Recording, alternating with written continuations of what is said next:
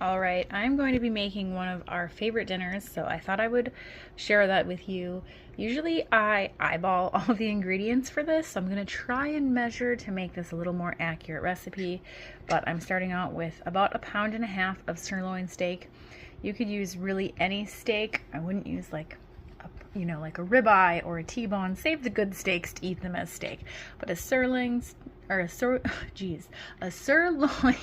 sorry guys, or like a cube steak.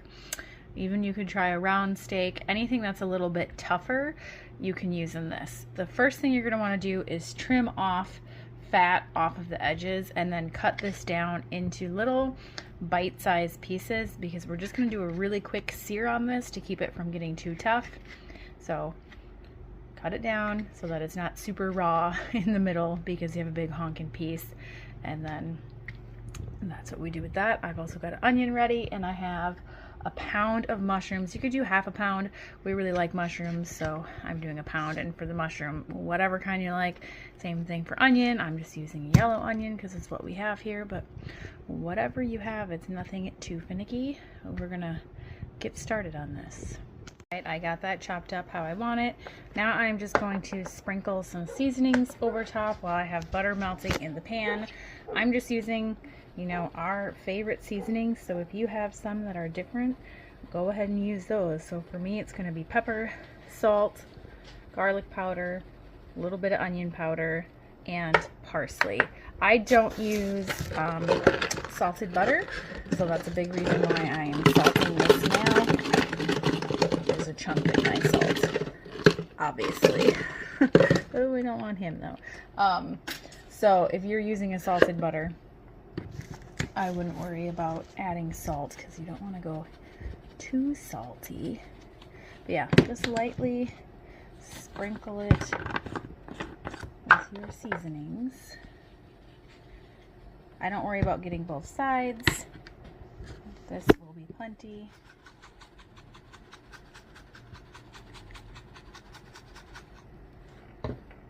Here's where it's going to get a little fast-paced. So you're just going to want to add in a few pieces of meat. Not all of it at once unless you're handier than I am, because you only want these on their sides for 30 to 90 seconds until they get brown, and then flip them on the other side. And then once they're browned on both sides, they're done. So usually I do this about half at a time. I forgot to mention, with this much meat and mushrooms, excuse me, this is good for 2 people. Usually it feeds Dan and I, and we'll have a little bit of leftovers the next day.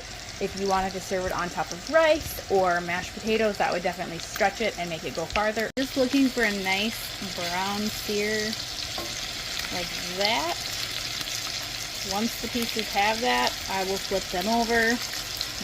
Even if it's just a little bit, to me that's fine. I'm going to go through and do this to every piece. And then usually by the time I've got them all flipped, I can start taking some off.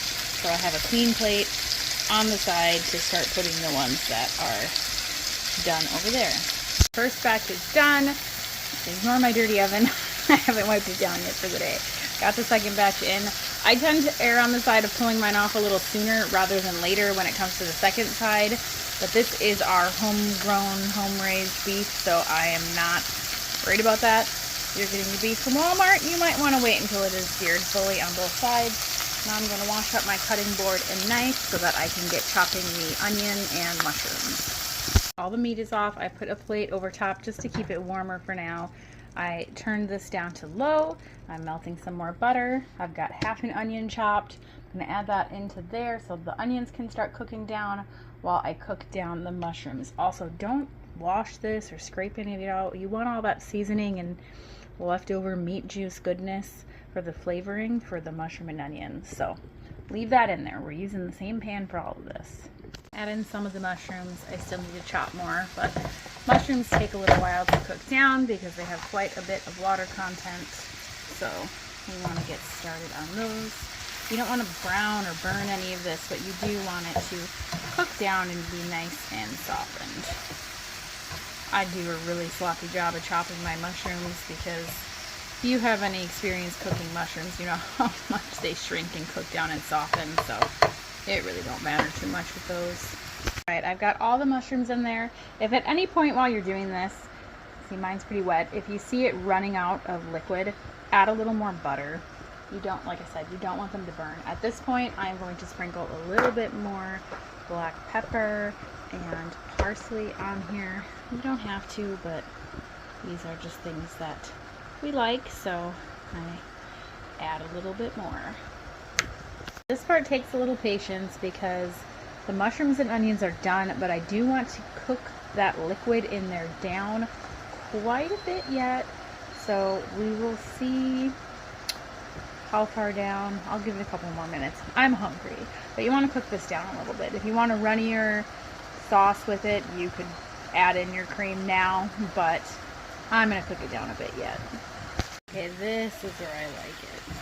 That's pretty cooked down. Now I'm going to add a tablespoon of my homemade, or homegrown, homemade, whatever you want to call it, minced garlic. You can buy store-bought, whatever works. And then I'm going to add in cream. I'm going to eyeball, well, I poured it in a measuring cup, and I'm going to pour it in until I eyeball it and think it's good so that I can tell you guys where it's at, because I always just eyeball it. At this point, you do want to have your temperature on very low because you do not want to burn the garlic. Trust me, that doesn't taste good. You could cook the garlic for a minute or two so it's not totally raw before you add in the cream, because the cream is the last step you want to do, because it will separate if you cook it too long, and while it still tastes fine, it does not look appetizing if you do that too long and let that happen. So the cream should be the last thing you pour in here. Have the temperature off. Here's where it's at in terms of runniness. If you want to thicken it up at this point, I would just add a little tiny bit of flour or cornstarch, sprinkle it on, stir it, thicken it that way, because like I said, you really don't want to overcook the cream and have it separate.